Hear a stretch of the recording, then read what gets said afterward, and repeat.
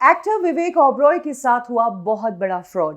इस फ्रॉड में विवेक ओबरॉय के साथ न सिर्फ काम को लेकर धोखा हुआ बल्कि करोड़ों की ठगी भी हुई।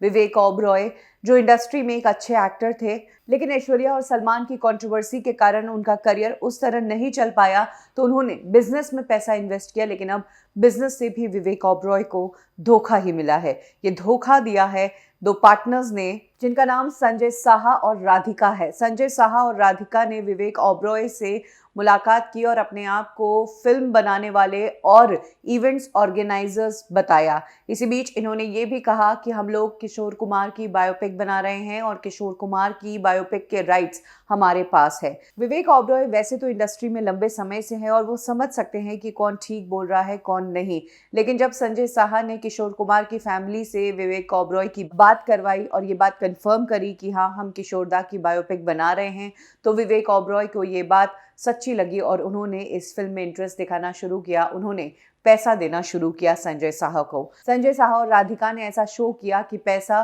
विवेक ओबरॉय का होगा और काम हम करेंगे। उन्होंने दिखाने के लिए एक ऑफिस भी सेटअप किया, लेकिन ये ऑफिस सिर्फ दिखावे के लिए था, क्योंकि ऑफिस में जो स्टाफ मेंबर्स थे उन्हें तो सैलरी तक नहीं दी गई। विवेक ओबरॉय ने कहा कि इन लोगों ने मुझे ये भी बताया कि बांग्लादेश में ये एक इवेंट करने वाले हैं और उस इवेंट में शाहरुख खान और श्रद्धा कपूर भी आ रहे हैं। विवेक ओबरॉय को जब पता चला कि इतने बड़े स्टार से भी इनका लिंक है, तो विवेक ओबरॉय को ये लोग सही लगे। विवेक ओबरॉय ने अब पुलिस में कंप्लेंट की और कहा है कि जिस तरह से मुझसे शाहरुख और श्रद्धा का नाम लेकर पैसा ठगा है, जाहिर सी बात है शाहरुख और श्रद्धा के सामने भी मेरा नाम लिया होगा इन्होंने और कहा होगा कि विवेक ओबरॉय इस इवेंट को ऑर्गेनाइज कर रहे हैं। विवेक ओबरॉय का कहना है कि वो इन दोनों पर विश्वास कर चुके थे और करोड़ों रुपए लगा चुके थे, लेकिन काम तो कुछ हुआ ही नहीं। और तो और जैसे ही विवेक ओबरॉय ने पुलिस में कंप्लेंट की, संजय साहा तो गिरफ्तार हो गया, लेकिन उसकी पार्टनर राधिका भाग निकली। वो अभी फरार है।